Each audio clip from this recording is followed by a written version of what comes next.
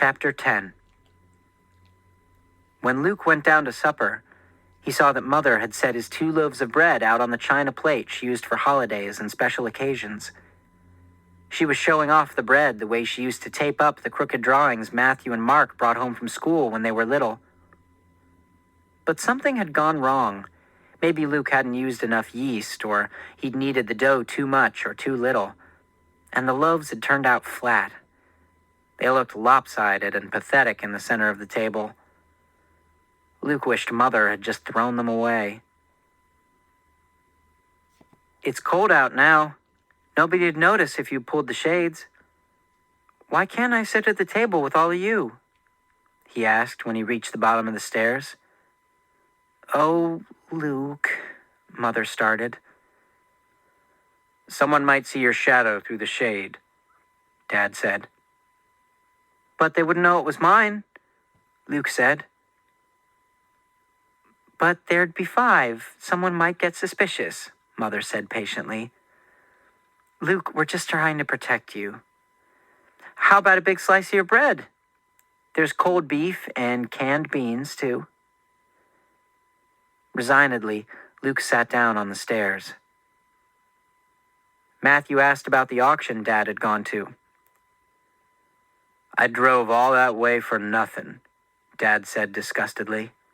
"I waited 4 hours for the tractors to come up, and then I couldn't even afford the first bid." "At least you got home in time to fix that back fence before dark," Mother said, cutting the bread. "And yell at me," Luke thought bitterly. What was wrong with him? Nothing had changed. Except he'd maybe seen a face that maybe belonged to someone like him. Matthew and Mark suddenly noticed the bread Mother was doling out. "What's wrong with that?" Mark asked. "I'm sure it will taste fine," Mother said. "It's Luke's first try." Luke muttered, "And my last," too softly for anyone to hear. There were advantages to sitting on the other side of the room from everyone else. "Luke made bread?" Mark said incredulously. "Yuck." "Yeah, and I put special poison in one of the loaves that only affects 14-year-olds, Luke said. He pantomimed death, clutching his hands around his own neck, letting his tongue hang out of his mouth and lolling his head to the side. "If you're nice to me, I'll tell you which loaf is safe." That shut Mark up, but earned Luke a frown from Mother. Luke felt strange about the joke anyway. Of course, he'd never poison anyone, but if something happened to Matthew or Mark, would Luke have to hide anymore? Would he become the public second son, free to go to town and to school and everywhere else that Matthew and Mark went? Could his parents find some way to explain a new child already 12 years old?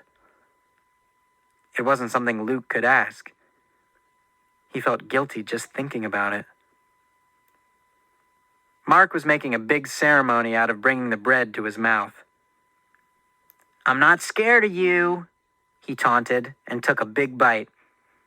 He swallowed with great difficulty and pretended to gag. "Water! Water! Quick!" He gulped down half his glass and glared at Luke. "Tastes like poison, all right." Luke bit into his bread. It was dry and crumbly and tasteless, not like Mother's at all, and everybody knew it.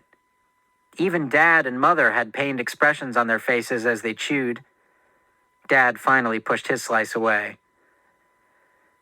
"That's okay, Luke," he said. "I'm not sure I'd want any son of mine getting too good at baking anyhow. That's what a man gets married for." Matthew and Mark guffawed. "Get married soon, Luke?" Mark teased. "Sure," Luke said, struggling to sound as devil-may-care as Mark. "But don't think I'd invite you to the wedding." He felt a cold, hard lump in his stomach that wasn't the bread. Of course he'd never get married. Or do anything. He'd never leave the house. Mark switched to teasing Matthew, who evidently did have a girlfriend. Luke watched the rest of his family laughing. "May I be excused?" Luke asked. Everyone turned to him in surprise. Usually he was the last one to make that request. Mother often begged Matthew and Mark, "Can't you wait and talk to Luke a little bit longer?" "Done already?" Mother asked. "I'm not very hungry," Luke said.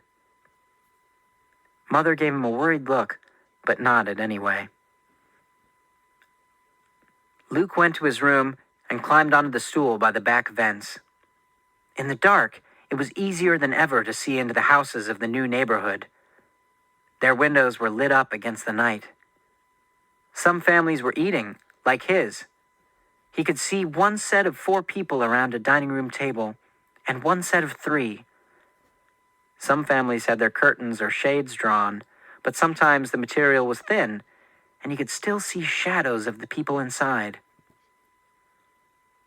Only the sports family had all their windows totally blocked, covered by heavy blinds.